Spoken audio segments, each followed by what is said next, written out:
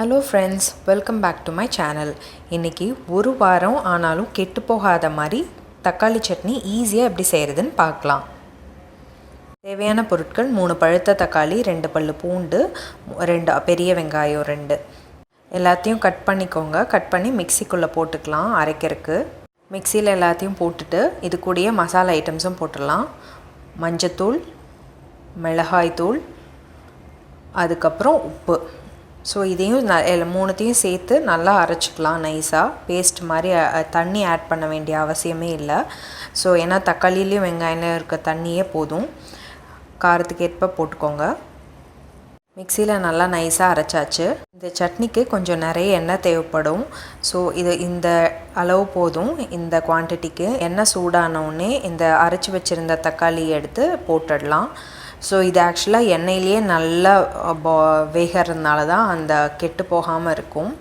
And taste ரொம்ப நல்லாயிருக்கும். கொஞ்சமாக வச்சுக்கிட்டாலும் தோசைக்கு ரொம்ப டேஸ்ட் நல்லாயிருக்கும். சால்ட் டேஸ்ட் பண்ணிக்கோங்க, பத்தலைன்னா கொஞ்சம் ஆட் பண்ணிக்கோங்க அந்த ஜார்லேயே. ஸோ இப்போ இதை உள்ளே போட்டு இதிலே மசாலா எல்லாம் இருக்கனால நல்லா வணக்கி அந்த ஆயிலில் ஃபுல் டொமேட்டோவும் அப்படியே வேகணும். ஸோ பார்த்திங்கன்னா இனிஷியலாக போட்டப்புறம் நல்லா தலைப்புலன்னு வெளியே கொதிக்கும். ஸோ அதெல்லாம் கொதித்து அந்த கொதிக்கிறதுலாம் அடங்கி கொஞ்சம் நேரத்தில் வரைக்கும் வச்சுருக்கணும். அப்போ தான் கன்சிஸ்டன்சி கரெக்டாக வரும். ஸோ இந்த மாதிரி வணக்கிட்டே இருக்கணும். ஸோ இந்த மாதிரி நல்லா கொதிக்குது. ஸோ ஒன்ஸ் நல்லா இதான அப்புறம் செட்டில் ஆகிடும். இந்த மாதிரி கொதிக்காது. அதுக்கப்புறம் ரெடி ஆகிடுச்சின்னு அர்த்தம்.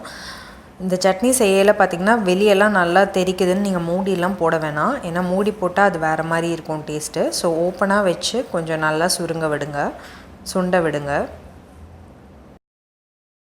ஸோ கம்ப்ளீட்டாக பார்த்திங்கன்னா இப்போது அந்த வெளியெல்லாம் தெரிக்காமல் பாருங்கள் எவ்வளோ நல்லா கரெக்டான கன்சிஸ்டன்சிக்கு வந்திருக்குன்னு.